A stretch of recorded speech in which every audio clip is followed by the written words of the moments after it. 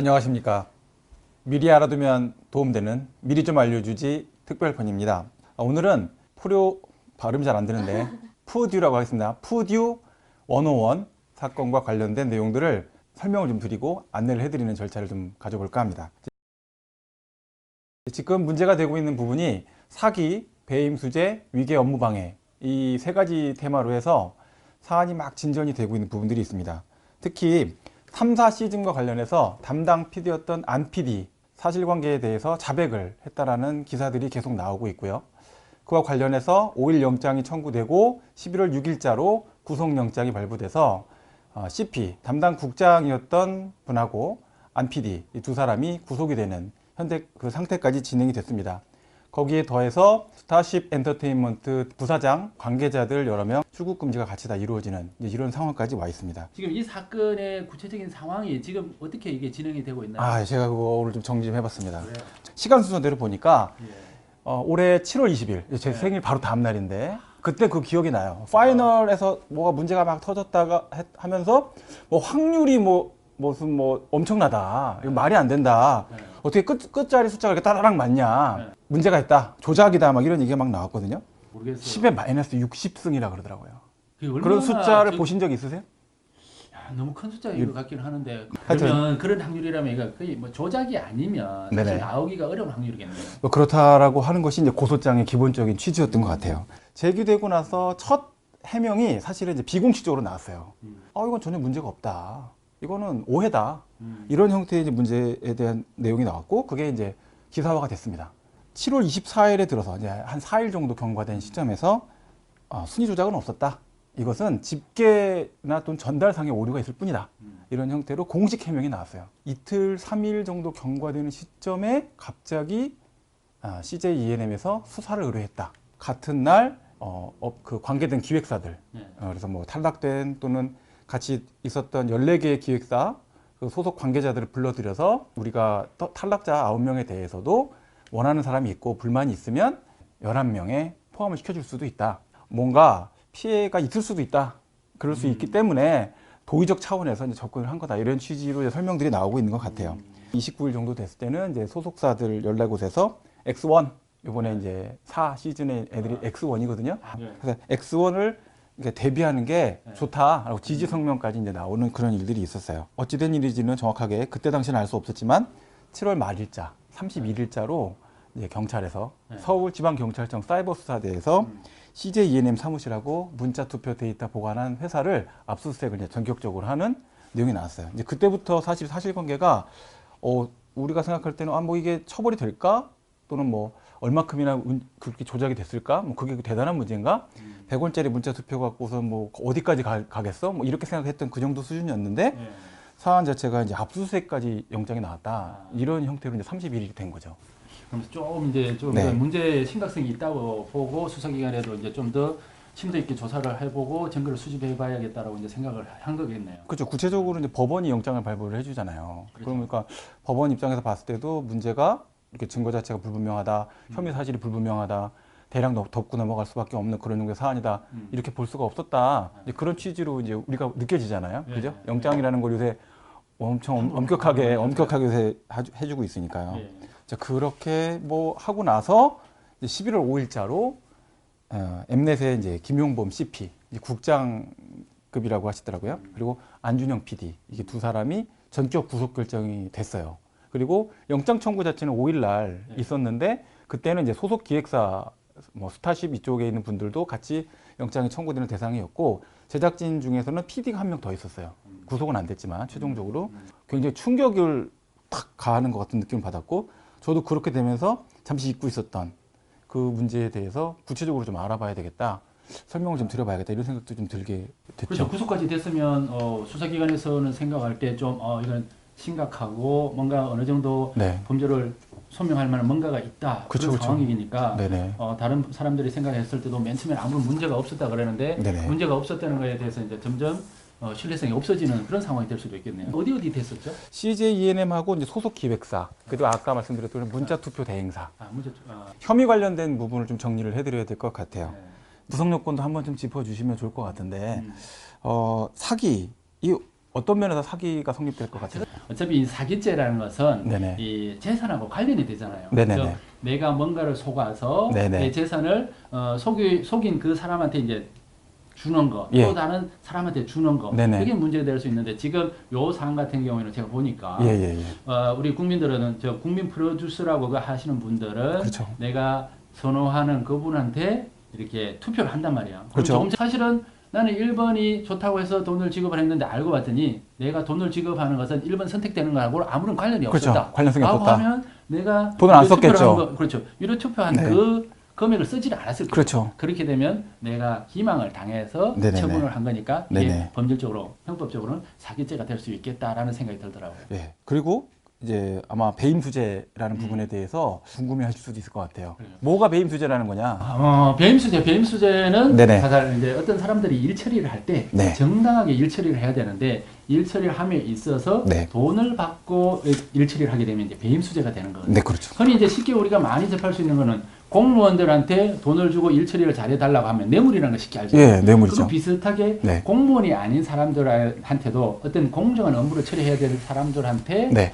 이렇게 원래는 돈을 받든 안 받든지 간에 공정하게 업무 처리를 해야 되는데 돈을 받고 이렇게 어떤 업무 처리를 불공정하게 하는 경우에 이제 배임. 그러니까 일단 배임 수재 단계는 돈 받고 향응까지만 받고 청탁만 받아도 되잖아요. 그렇죠. 그죠? 행위까지 나가면 사실은 이제 배임 문제가 네. 시작이 되는 거고, 그죠? 네. 예, 그래서 그게 두 가지가 하나의 덩어리로 뭉쳐져 갖고 대충 뭉개지는 게 아니라 네. 별개의 범죄로 되잖아요. 네, 그죠? 그렇죠. 네. 이제 그래서 저희가 이제 배임 수재가 성립됐다는 문제를 보게 되니까 과연 이 행위 자체에 대해서 CJ ENM은 경영진이 개입을 했던 안 했던 주식회사잖아요. 그러니까 주식회사라서 여러 사람의 이해관계가 뭉쳐져 있는 회사이기 때문에 그 회사가 독자적인 법인격이 있잖아요. 예. 그죠? 그러니까 그 법인격을 위해서 행위를 하는데 부정한 청탁을 받아서 향응받고 말도 안 되는 행동을 했다고 한다면 대표이사도 배임 수재나 업무상 배임의 문제가 생길 수가 있는 거라서 그럴 수도 있겠네. 이게 결국은 이제 보면 다 싸잡혀서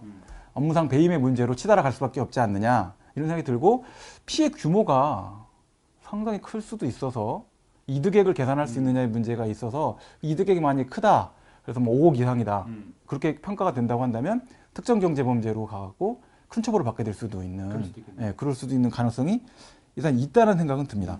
자 그러면 위계 공직방해에 대해서는 어떠세요? 위계 업무방해, 공직방해, 위계 공직방해 아니죠. 업무방해, 네, 네네. 업무방해인데 정당한 업무를 처리하는 것을 거짓말로 속여서 네. 이제 방해를 하는 건데 프로그램 지금 이 퍼듀 101 자체 이 업무라고 볼 수 있는 것은 네네.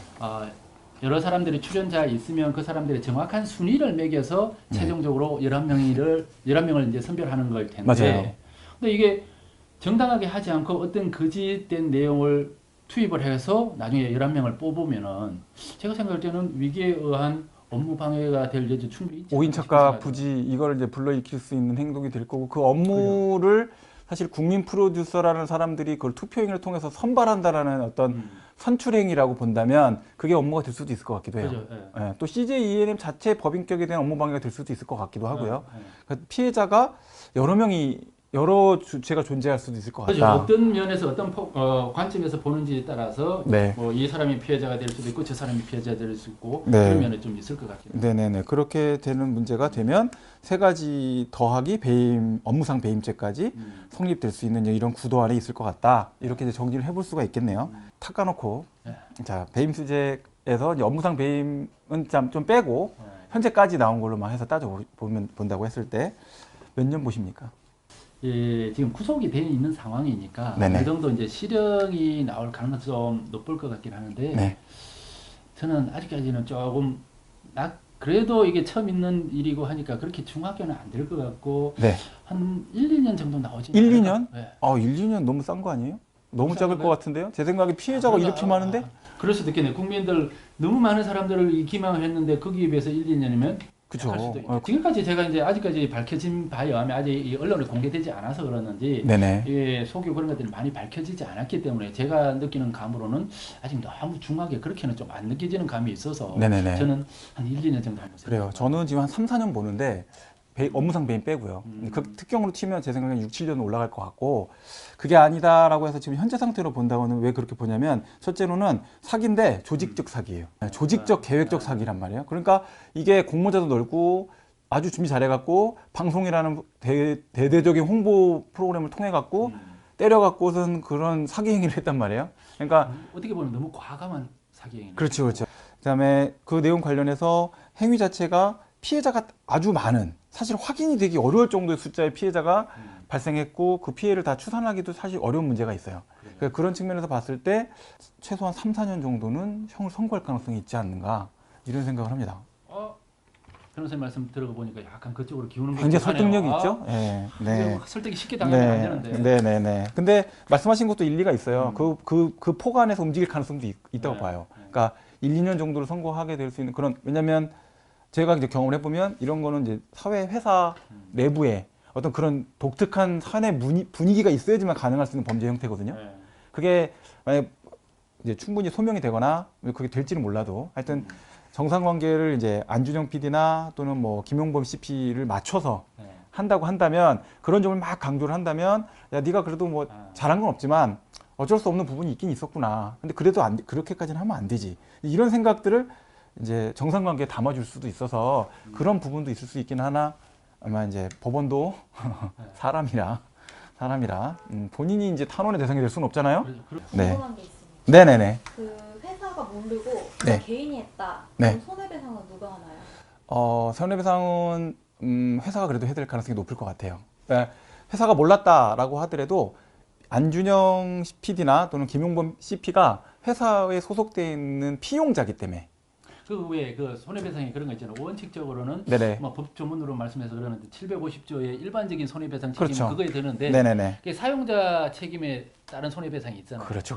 그러면은 네네. 실질적으로 행위한 사람 그 직원인 피용자가 했는데 네네. 그 일 자체가 그렇죠. 사용자가 하는 그 보통의 범주 내에 들어가면 그 그렇겠죠. 사람 책임을 져야 아니 돼요. 뭐 근데 그래서 범주 안에 이제 들어갈 거 띵동. 대표가 네네. 몰라더라도 그 네네. 책임질 수는 충분히 네, 있다. 배상 청구에 대한 책임으로부터 자유롭지는 못할 것 같다 생각은 많이 듭니다. 네. 물론 이제 왜 그 예외가 있잖아요. 그 사용자가 사용하는 사람이 내 관리 감독을 철저히 했는데도 불구하고 나 몰래 얘가 했다. 내가 어떻게 할 수가 없었다는 상황이 되면 그렇죠. 사용자가 면책이 될 수 면책이 있잖아요. 될 수 있는데 이제 그런 판례가 지금은 없죠. 지금 네, 거의 한것 없어요. 네. 같지는 않아요. 이 사안을 보면. 관리 감독 그렇죠. 관리 감독을 잘했다라고 말할 수 있는 입장은 아닐 것 같습니다. 네, 그러니까 네네. 아무래도 회사도 같이 책임질 확률이 네, 높고. 아주 뭐 날카로운 PD님의 질문이 있었습니다. 네.